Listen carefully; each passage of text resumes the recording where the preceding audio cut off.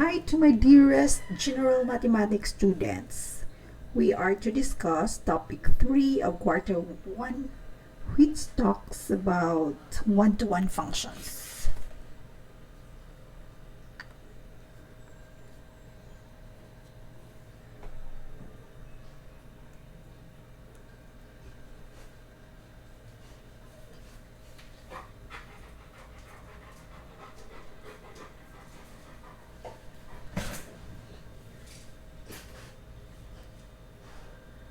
The competencies. At the end of this session, you are expected to represent real-life situations using one-to-one functions, determines the inverse of one-to-one function, represents an inverse function through its table of values, and graphs. Finds the domain and range of an inverse function, and lastly solves problems involving inverse functions. So let's start with lesson 1, which talks about one-to-one functions. What is a one-to-one function? The function f is said to be a one-to-one function if for any x sub 1, x sub 2 in the domain of f, then f of x sub 1 is not equal to f of x sub 2. That is, the same values of y is never paired with two different x values.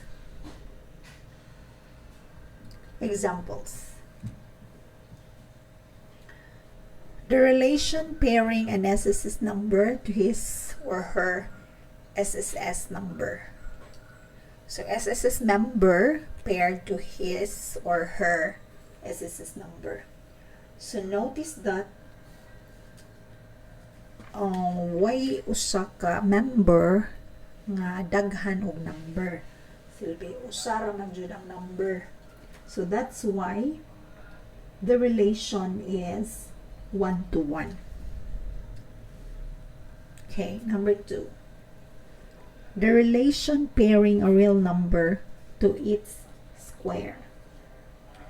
So notice that a number kung square nato nasi jay usa ka value, but ang square sa a perfect square has usa or ano, ang perfect square na ay duha ka root, di ba?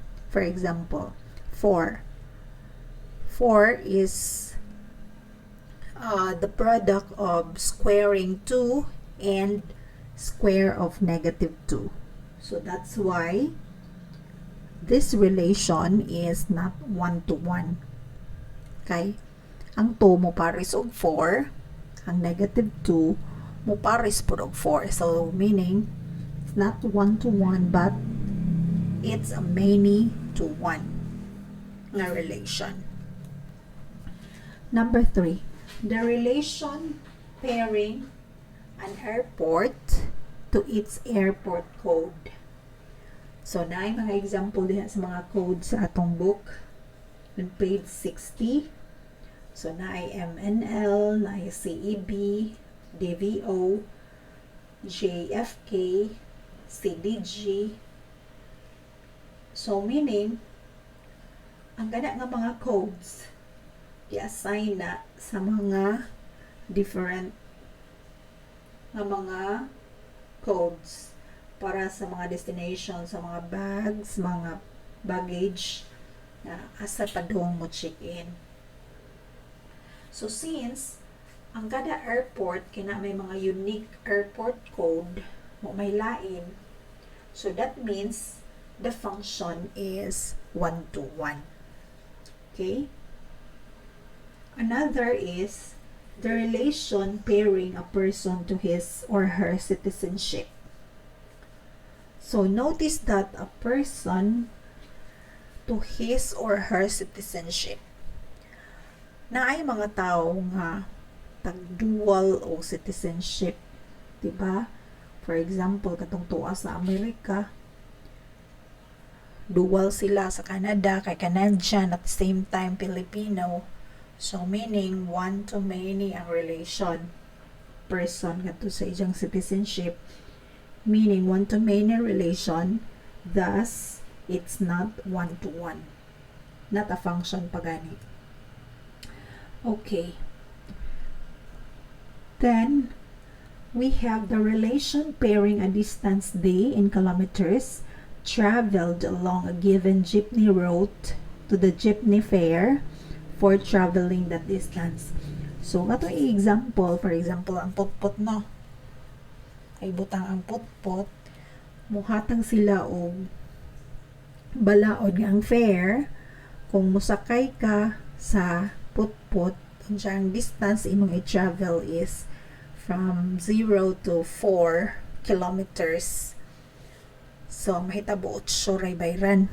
But, og mulapas gani og 4 kilometers, mobayad ko kag 150 per distance nga excess sa imong 4 kilometers. So, for example, kung 5 kilometers imong na-traveled, so 150 plus 8 equals 950 ang imong bayran. So, kani ko nga situation, unsa man ni siya, one-to-one ba or not? So, in this case, tungod kay pareha man og value ang imong mabayran kung mo traveled kag 0 to 4, so 1 kilometer, 8. Ug 3 kilometers, 8. Kung 4 kilometers, 8 pod. So, meaning, it's many to one ang relation. So, therefore, it's not function. Oh, sorry. It's a function but not one-to-one. Okay, what is a horizontal line test? So, we learned already the vertical line test. The vertical line test is used to determine if the given graph or graph of a relation is function or not. Nga og mo agi ang imong vertical line sa graph sa usa laman ka point, meaning it's a function. But 2 or more points na gani ang maagi, and therefore it's not function. Ang horizontal line test pod is a test used to determine if a function is one-to-one. That is, if each horizontal line does not intersect the graph at more than one point, then the function is one-to-one. So, pag the-test nimo sa vertical line test, function siya, imo pa dyong i-test using horizontal to determine if that function is one-to-one. So, again, the same sa vertical line test na kung ang horizontal lines ma-intersect sa graph sa usa ka point, not more than one, meaning the function is one-to-one. Okay? So, for example, kani. So, diba, itong i-test og vertical function, kaning intersect ra sa one point. Imo na pong i-test using horizontal. Ay mong horizontal lines kay intersect naman sa graph sa usa ka point. So, therefore, one-to-one function na. Okay, kani.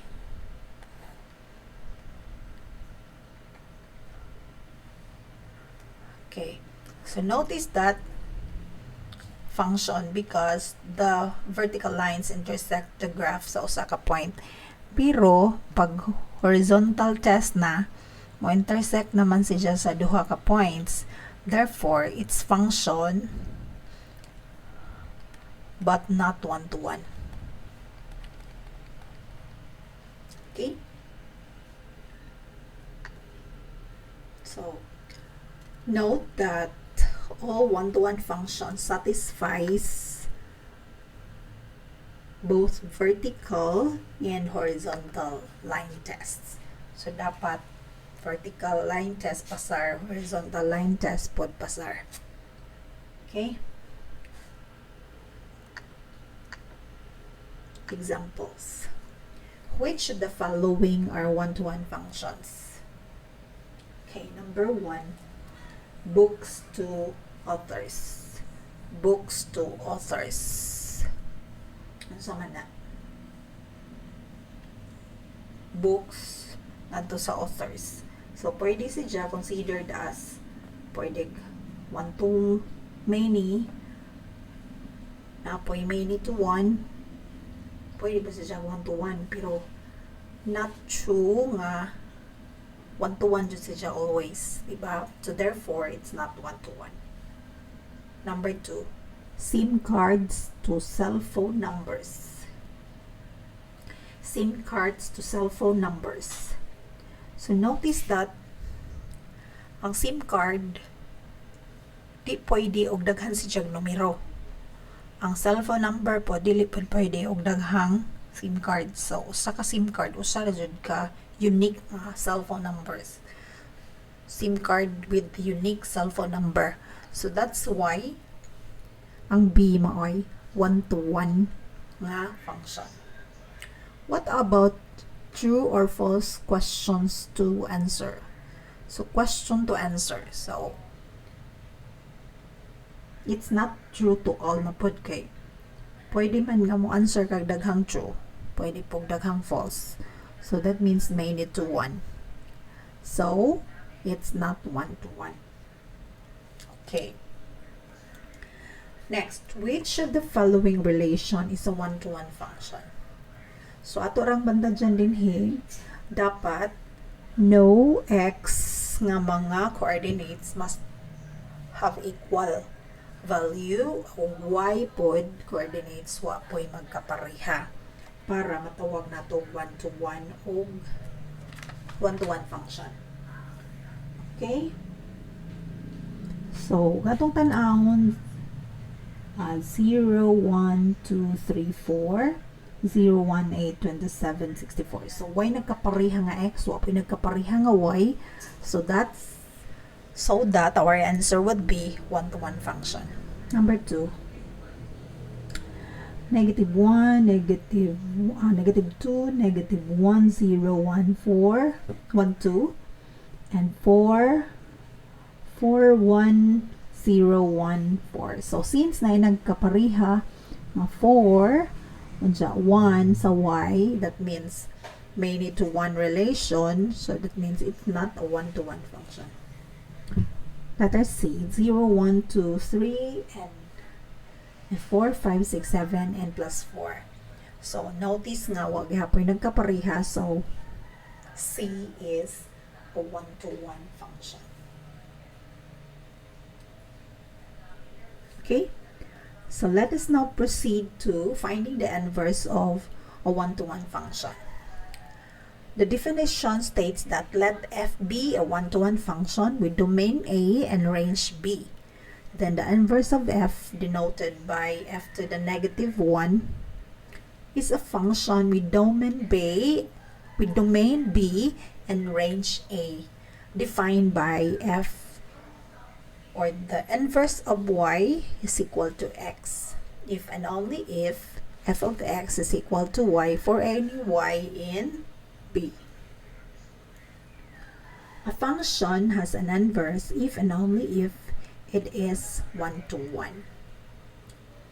To find the inverse of a one-to-one function, first thing to do is to write the function in the form of y equals f of x. And then change the x and y variables, and lastly solve for y in terms of x. So notice that this is quite similar. The process is the same as finding the range of a rational function. So, munang kamao-mao na mo ani. Ang ato na naman ron is inverse. I-inverse na to siya. Example, find the inverse of f of x is equal to 3x plus 1. Okay, first thing to do is himuon na to nga y is equal to 3x plus 1. And then afterwards, ato ko nung isolve, i-interchange. So replace y with x and x with y. and then solve for y. So since kay y man atong solveon, transpose na to si 1 or atong add both sides with negative 1 so that 3y may left sa right side. So it becomes x minus 1 is equal to 3y. Dividing both sides by 3, so y therefore is equal to x minus 1 all over 3. So therefore, we can say that the inverse of x is equal to x minus 1 all over 3. Ana ra kasimple ang process. Okay? Okay. Property of an inverse of a one-to-one function. Given a one-to-one function, f of x and its inverse f of f to the negative 1 of x, then the following are true. The inverse of x is f of x. The inverse of f of x is f of x. And f of the inverse of x is equal to x for all x in the domain of the inverse. Then the inverse of f of x is also x for all x in the domain of f. Okay. Mubalik ra si siya. Meaning magbali-bali ra. So that means ang inverse sa 3x plus 1 is x minus 1 all over 3. And then the inverse po kuno of x minus 1 over 3 is 3x plus 1. So, manay dyan giingon. Okay, number 2. Find the inverse of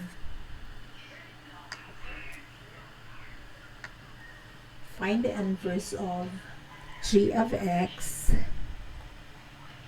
G of x is equal to x cubed minus 2. Okay, so first thing to do is express g of x as y equals x cubed minus 2. Then replace y with x and x with y. So it would be equal to x plus 2 is equal to y cubed. And then extracting the cube root para ma-solve na to ang y, solve na to ang y in terms of x. So y therefore is the cube root of x plus 2. So mo na ang the inverse of g of x.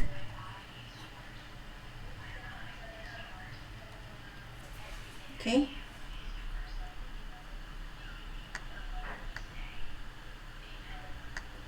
Okay, number 3. We are going to find the inverse of f of x, which is equal to 2x plus 1 all over 3x minus 4. So rewrite, we have to replace f of x with y, 2x plus 1 all over 3x minus 4. And then replace y with x and x with y.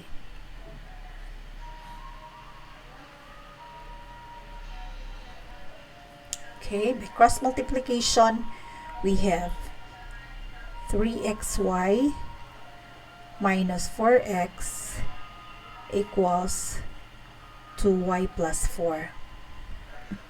Okay, and then solve for y in terms of x man. So 3xy, then this one becomes negative 2y equals 4x plus 4. Solving for y, taking out the common factor y, so we have 3x minus 2 equals 4x plus 4. So giyon sa ni pagkuha, gipagawas ang y. So 3xy divided by y equals 3x, and negative 2y divided by y is negative 2. Then dividing both sides by 3x minus 2. So y therefore is equal to 4x plus 4 all over 3x minus 2. So that means the inverse of g, no f, the inverse of f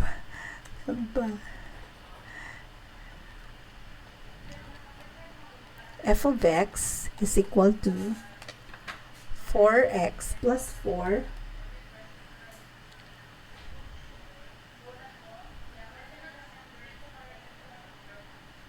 time pa nga no, maning 4 mani, 1 manunta no. Tanawa na nagdanghag ang agi. Okay. Pagkopya ra ni na ho, 2y plus 1. So this is 2y plus 1 and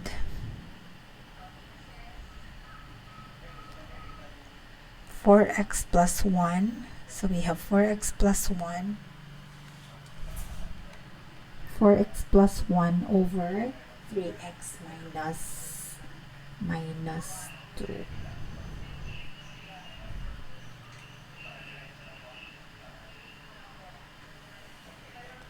Tempaha.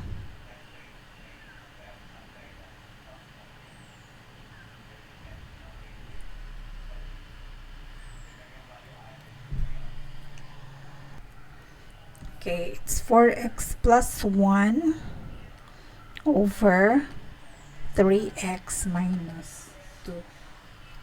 Okay, so that will be the inverse. Okay, next is number 4. We are going to find the inverse of f of x is equal to x squared plus 4x minus 2. So we replace f of x with y so that we can have x squared plus 4x minus 2. Okay, and then we have replace y with x and x with y. Then solving for y in terms of x, so we have x plus 2 is equal to y squared plus 4y. Then completing the squares, we have y squared plus 4y. Divide 4 by 2, then square the answer. So 4 times 1/2 is 4, and 2 times 2 is 4. So since we are adding 4 here, we need to add also 4 sa left side. So it becomes x plus 6 is equal to y squared and y squared. Quantity y plus 2 squared. So to solve for y, we need to extract the square root of both sides. So square root of x plus 6 is equal to y plus 2. Square root of the square is the y plus 2. Okay, so that y is equal to negative 2 plus minus square root of x plus 6. Okay, plus minus man ni dere. Nagkuha ni mo sa square root. Okay. So, therefore, the inverse of f of x is equal to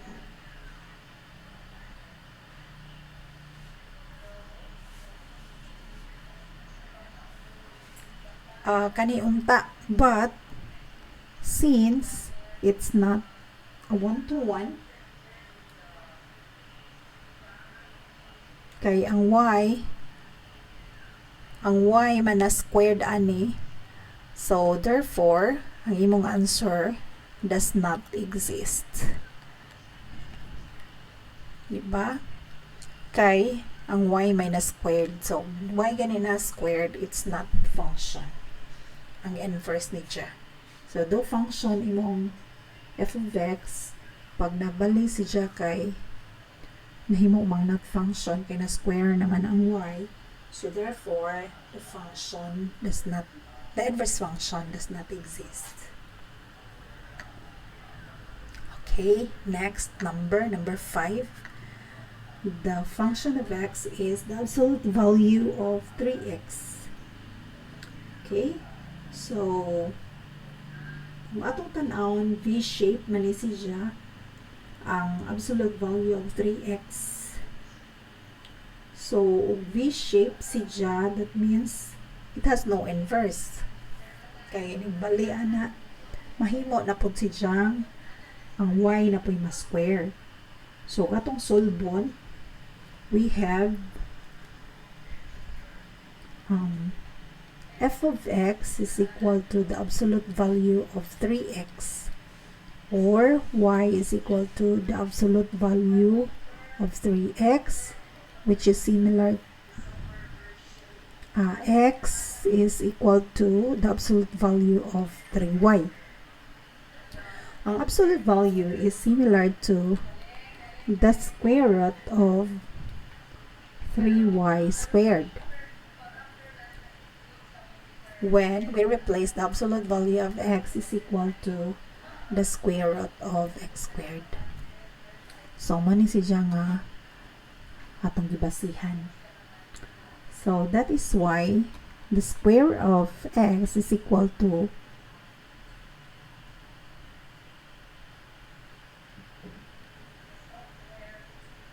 3y.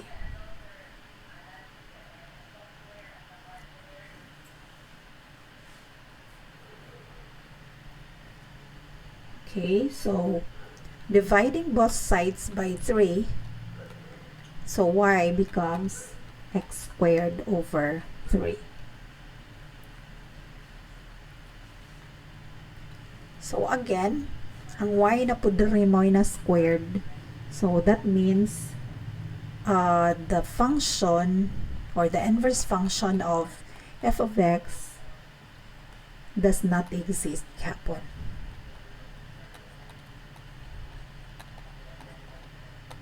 Okay? Kay, again, the inverse na itong nakita is not 1-to-1. Nay value, duha ka value sa x para makuha si y.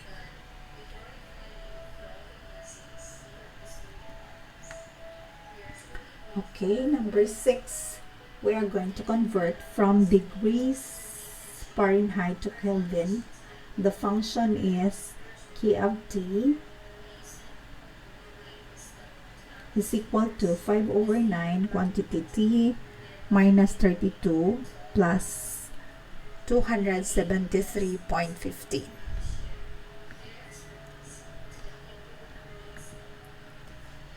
Where T is the temperature in Fahrenheit, Kelvin is the SI unit of temperature. Find the inverse function converting the temperature in Kelvin to degrees Fahrenheit.